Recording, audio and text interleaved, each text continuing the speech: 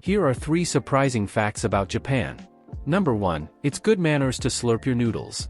We all know that Japan values good manners highly, but when it comes to chowing down on bowlfuls of noodles, slurping is a sign of enjoyment and also cools down the noodles as you eat.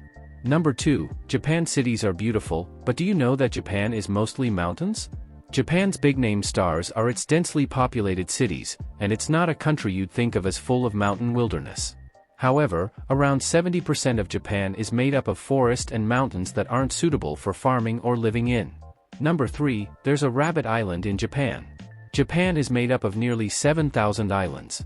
The little island of Okinoshima in the inland sea is best known for its curious, big-eared population. The island was used to test chemical weapons during World War II, but surprisingly, today Okinoshima is a popular spot for cuddle bunny tourists. Like the video? Subscribe for more.